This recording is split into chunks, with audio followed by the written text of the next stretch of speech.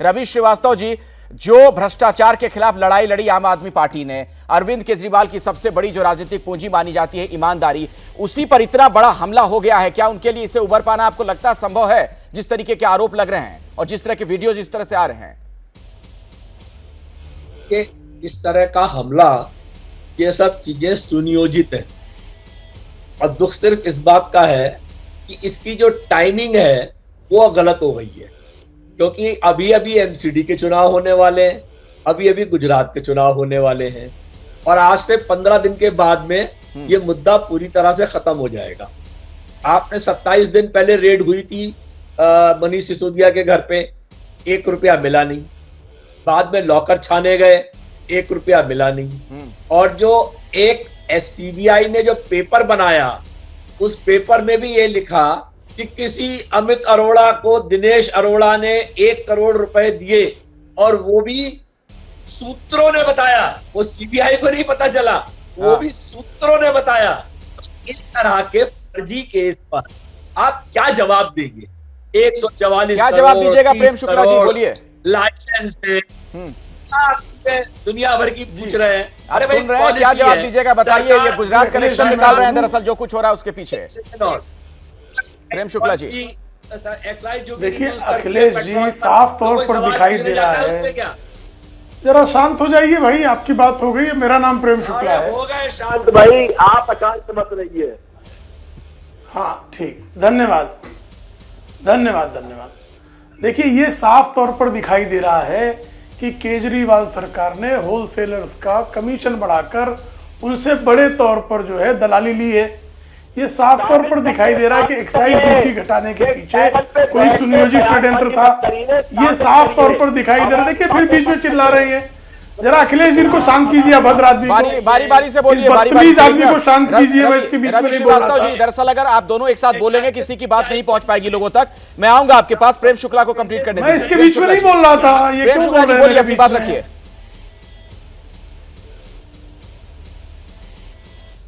ठीक, धन्यवाद।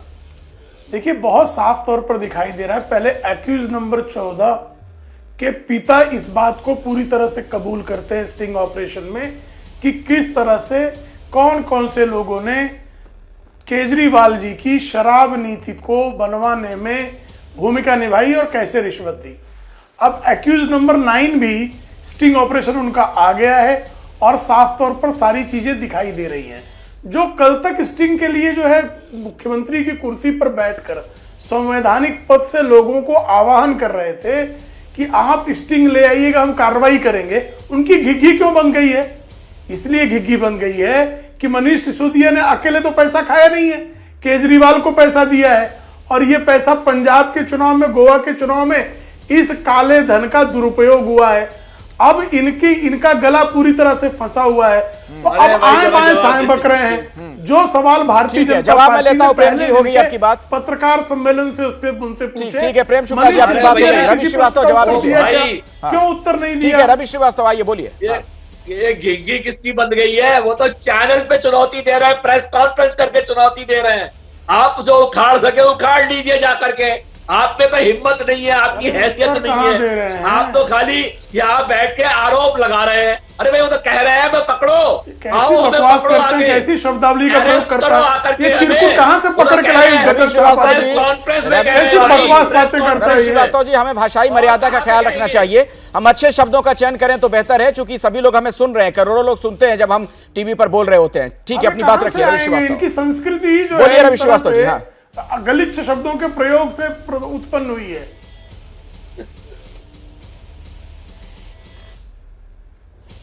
देखिए मुझे संस्कृति पे भाषण मत दीजिए।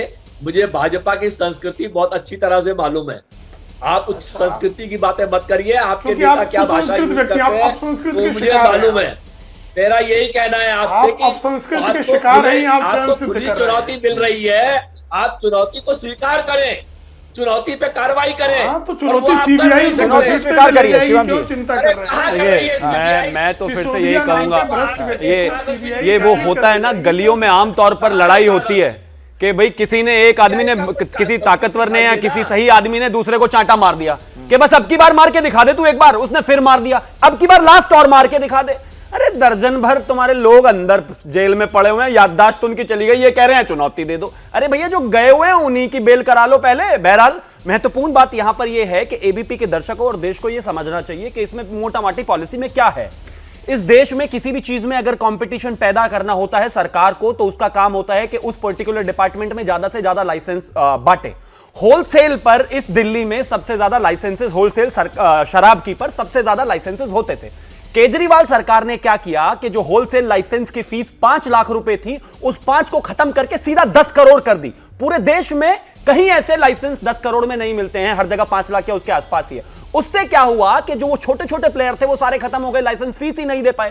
सिर्फ 2 लोग मोटा माटी रह गए पंजाब और दिल्ली में, जिन्हें ज्यादातर होलसेल लाइसेंसेस मिले। उनसे एडवांस में 100 करोड़ और उससे ज्यादा रुपया लेकर पंजाब में जाकर चुनाव लड़ लिया। और अब उसके बाद क्या होता है कि जितनी भी होलसेल की शराब बिक रही है उन्हीं से ही बिक रही है, यानी कि कंपटीशन खत्म, यानी कि लोगों को माफिया बना दिया, यानी कि शराब की 3 गुना बिक्री हो गई। गुजरात तक भी जाकर शराबी आम आदमी पार्टी के जो हैं लोग ही इसका जवाब है क्या रवि श्रीवास्तव जी? ये क्यों किया गया? इसके पीछे क्या वजह बताइए, क्या क्यों किया गया? ये महोदय जो बात कर रहे हैं, मुझे लगता है कि शायद शराब के स्मगलर यही हैं और दिल्ली से ले जा रहे हैं गुजरात में पिलाने के लिए। अरे भाई वहां तो कच्ची शराब पी करके दर्जनों सैकड़ों लोग मर गए। आदमी का मानसिक संतुलन ठीक रह नहीं गया। सीधा सादा सवाल पूछा है। अब इनको पॉलिसी नहीं पता तो बताओ इनसे मैं क्या बात करूं? इनको यही नहीं पता लेकर पॉलिसी क्या है। अरे रवि जी, नाम रख लिया रवि, थोड़ा बहुत प्रकाश हम पर भी डालिए। पॉलिसी पता है क्या है शराब की? पहले बिजली की सब्सिडी लेना बंद कर दो। पॉलिसी क्या है पता है शराब की? अरविंद केजरीवाल ने लाइसेंस फीस को 5 लाख से करके सीधा 10 करोड़ क्यों कर दिया? ये पॉलिसी पर जवाब नहीं देंगे। ये बिल्कुल पूरी तरीके से ट्रेंड कर दिया अरविंद केजरीवाल ने अपने एक एक आदमी को, जो भी ऑफिशियल अनऑफिशियल है। मतलब ये आम आदमी शराबी सरकार जो है अपने मधुशाला प्रवक्ता भी ऐसे भेजती है कि जिनको पता ही नहीं है।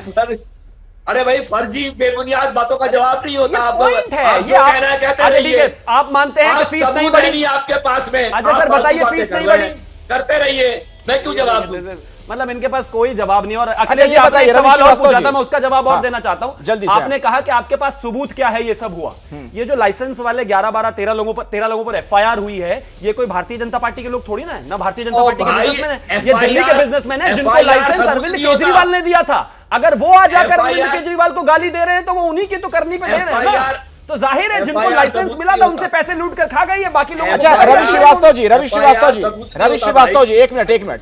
इस स्टिंग में जो एक बात सामने आ रही है उसमें यह भी है कि होलसेलर का कमीशन सरकार तय कर रही थी। क्यों? आखिर यहां सरकार का क्या काम? आप मुझसे पूछ रहे हैं? जी आप ही से, रवि श्रीवास्तव आप ही से पूछ रहा हूं। पॉलिसी कोई एक व्यक्ति नहीं बनाता, पॉलिसी पूरी की पूरी सरकार बनाती है। और पॉलिसी पर जवाब देना, जो जांच एजेंसी है वो जब सवाल पूछेगी तो जवाब दिया जाएगा। एक एक चीज का 144, 30 लाइसेंसिंग का, वो एयरपोर्ट वाले का 30 करोड़, इसका 50 करोड़, इन सवालों के, बेबुनियाद सवालों के जवाब नहीं होते और देने की जरूरत भी नहीं है। मतलब आपको लग रहा है ये सब बेबुनियाद है? पब्लिक फोरम पर जो चीजें चल रही हैं, अगर जनता के पास ये चीजें जा रही है, सब बेबुनियाद है, इस पर आम आदमी पार्टी को जवाब देने की आवश्यकता ही नहीं है, ये आपका मानना है? बिल्कुल, निश्चित रूप। अच्छा, तो आम आदमी पार्टी के लोग जो आरोप लगाया करते थे अक्सर प्रेस कॉन्फ्रेंस करके या फिर तमाम वो पन्ने लेकर, जो दस्तावेज लेकर पहुंचते थे मीडिया के सामने, सीबीआई की मैं सुनवा देता हूं, जांच की मांग की है। मैं सुनवा देता हूं, मुझे लगता है दर्शकों को वो चीज भी याद करनी चाहिए। मैं सुनवा देता हूं रवि जी, फिर आप जवाब दीजिएगा। जरा सुनवाते हैं दर्शकों को कि कैसे अक्सर आया करते थे आम आदमी पार्टी के नेता। सुनिए। अब अगर दिल्ली में आपसे कोई रिश्वत मांगे, मना मत करना। सेटिंग कर लेना।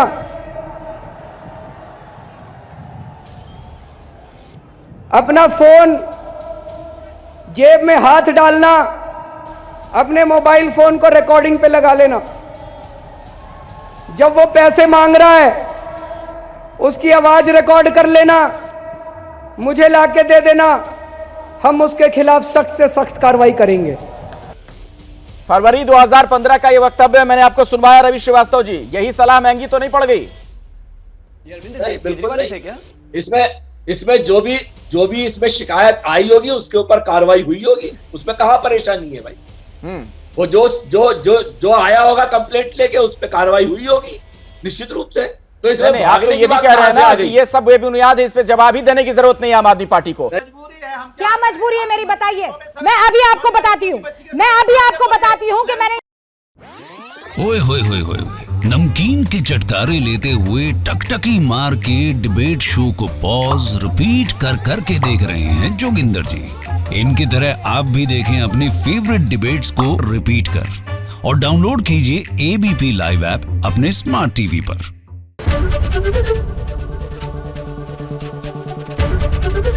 एबीपी न्यूज आपको रखे आगे।